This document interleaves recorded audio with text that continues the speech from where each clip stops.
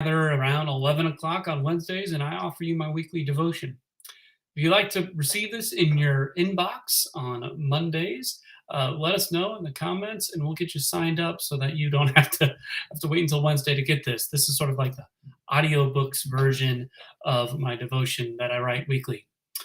This week's centers kind of around weather. Having grown up in Iowa, I don't have much experience out on the water.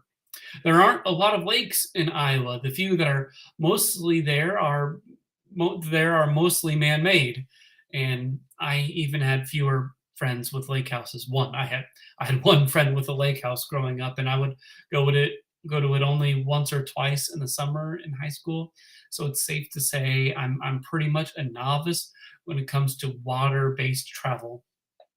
So the story of about the disciples seeing Jesus walk on water amid their battles with the sea storm doesn't really resonate with me. I can imagine the fear they might have felt being battered and tossed around by the wind and the waves, but it's just that, my imagination. I instead translate the emotions those disciples felt to a more Midwestern context. Let me give you an example. When I first moved back to Iowa after seminary, the senior minister and his family had me over for supper. After the table was cleared, we were hanging out when the light outside started to fade. Now, this was summer, so it was supposed to go much later than it was. We obliquely knew some storms were in the area, but like any good Midwesterners, we went outside to look. Forebodingly murky green would be how I would describe the clouds.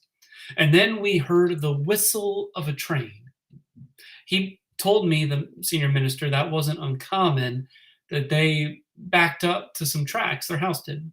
So we went around to look at the train, but there was none to be found.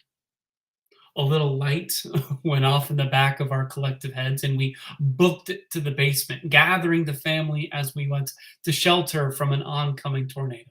All five of us, senior minister, his wife, and two kids, crammed into a 10 by 6 storage space for a couple of hours.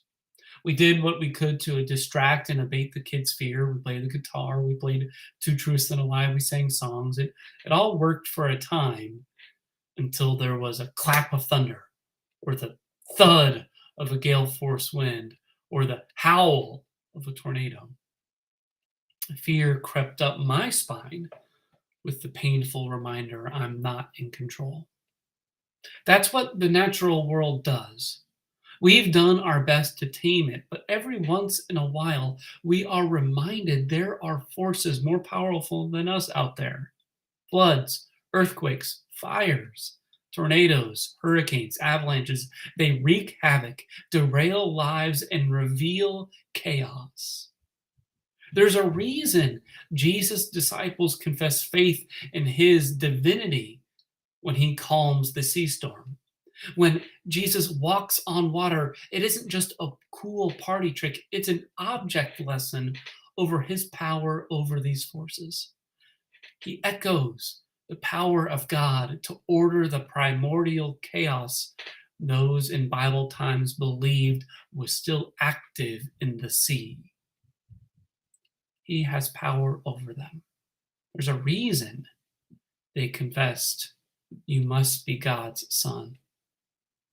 So when you experience the storms of life, whether literal or figurative, remember Christ has power even there.